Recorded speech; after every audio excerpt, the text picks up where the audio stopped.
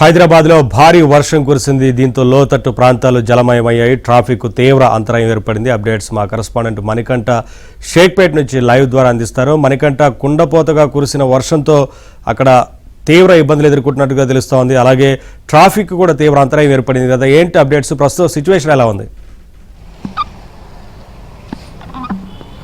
Yes Naveen, నిన్న హైదరాబాద్ నగర వ్యాప్తంగా కురిసిన భారీ వర్షానికి రోడ్లన్నీ జలమయమని చెప్పుకోవచ్చు. ఇప్పటికే జిహెచ్ఎంసీ అధికారులు, హైడ్రా అధికారులు కూడా ముమ్మరంగా సహాయక చర్యలు చేపట్టారు. అలాగే అనేక ప్రాంతాల్లో నీరు నిలిచిపోవడంతో, ఎక్కడికక్కడ నీరు నిలిచిపోవడంతో భారీగా ట్రాఫిక్ జామ్ కూడా ఏర్పడింది. ప్రస్తుతం నేను షేక్పేట వద్ద అయితే ఉన్నాము. ఒక అపార్ట్మెంట్ వద్ద చూసుకోవచ్చు. మనం సెల్లర్ భాగంలో ఏ మేరకు నీరు ఎంత స్థాయి మేరకు పెరిగిందో పూర్తిగా కూడా చూసుకోవచ్చు. నేను మీకు వివరించే ప్రయత్నం కూడా చేస్తాను. పూర్తిగా ఎంత మేరకు వాటర్ అనేది పూర్తిగా వర్షం పడిన తర్వాత ఈ లోతట్టు ప్రాంతాల్లో వర్షం పడిన వెంటనే అవన్నీ కూడా బయటికి వెళ్లేందుకు ఆ నీరంతా కూడా చెప్పాలంటే అవన్నీ కూడా నాలాల ద్వారా అవి ప్రధానంగా మూసీ కలవలో కలవాల్సి ఉంటుంది. అయితే అక్కడ నిన్న భారీ వర్షానికి పూర్తిగా కూడా అక్కడ ఒత్తిడి ఎక్కువ కావడంతో ఆ నీరంతా కూడా రోడ్లపైనే నిలిచిపోయింది. అలాగే కొన్ని చోట్ల నీరు అపార్ట్మెంట్లోనే నిండిపోయిందని చెప్పుకోవచ్చు. ప్రస్తుతం నేను మీకు ఆ లోతును కూడా వివరించే ప్రయత్నం చేస్తాను. ఒకసారి చూసుకోవచ్చు. మనం పూర్తిగా ఈ అపార్ట్మెంట్ సెల్లార్లో పార్కింగ్ ఏరియా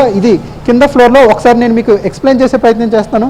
సో చూసుకోవచ్చు మనం ఎంత మేరకు నీరు నిలిచిపోయిందో దీన్ని బట్టి మనకి స్పష్టంగా అర్థమవుతుంది. అటు ఎక్కడైతే నీరు నిలిచిపోయిందో అన్ని ప్రాంతాల్లో కూడా జిహెచ్ఎంసీ అధికారులు ఇప్పటికే కరెంటును నిలిపివేశారు.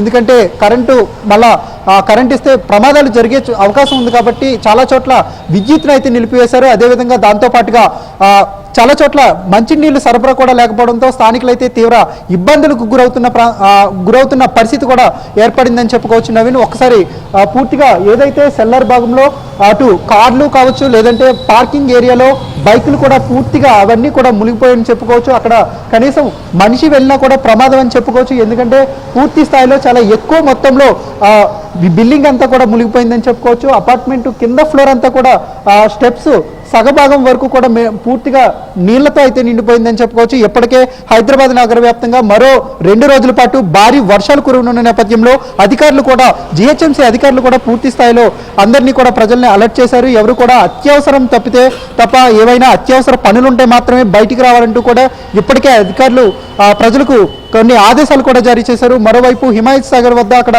పూర్తిగా కూడా చాలా పెద్ద మొత్తంలో వరద కూడా వచ్చి చేరింది. మరికొద్దిసేపట్లోనే అక్కడ కూడా ఇప్పటికే ప్రస్తుతానికి గేట్లను కూడా విడుదల చేశారు. మరోవైపు కొద్దిసేపట్లోనే అక్కడ మరిన్ని గేట్లను కూడా విడుదల చేసి కింది స్థాయికి నీటిని విడుదల చేసేందుకు కూడా అధికారులు అయితే సిద్ధం చేశారు. మరోవైపు ఏదైతే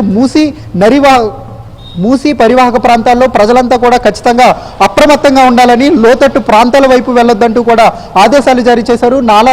ఏమైనా నాలాల దగ్గర అక్కడ ఉన్నా కూడా ఖచ్చితంగా చర్యలు తీసుకోవాలి. అక్కడ ఆ ప్రదేశాల వైపుకు దూరంగా ఉండాలంటూ కూడా ఇప్పటికే అధికారులు హెచ్చరికలు జారీ చేస్తున్న పరిస్థితి కనబడుతుంది. షేక్పేట్లో పూర్తిగా ఏ ఏరియా చూసుకున్నా ఇదే పరిస్థితి తలపిస్తుందని చెప్పుకోవచ్చు. అపార్ట్మెంట్లో పూర్తి స్థాయిలో నీరు బయటికి వెళ్ళలేక నాలాలు కూడా పూర్తి స్థాయిలో నీరంతా కూడా ప్రవహించడంతో అపార్ట్మెంట్లో నీరు ఎక్కడికక్కడే నిలిచిపోయిందని చెప్పుకోవచ్చు. కొన్ని అపార్ట్మెంట్లో ప్రస్తుతానికి నీటిని తోడితే ప్రయత్నం చేస్తున్నారు. కొన్ని అపార్ట్మెంట్లో మాత్రం ఆ నీరు ఎటు వెళ్ళకపోవడంతో ఇలానే స్టోర్ అయిపోయింది. ప్రస్తుతం చాలా ఇబ్బందులకు గురవుతున్నట్లుగా కూడా స్థానిక ప్రజలు చెబుతున్న పరిస్థితి కనబడుతుంది. Naveen, thank you Manikanta, thanks for the updates.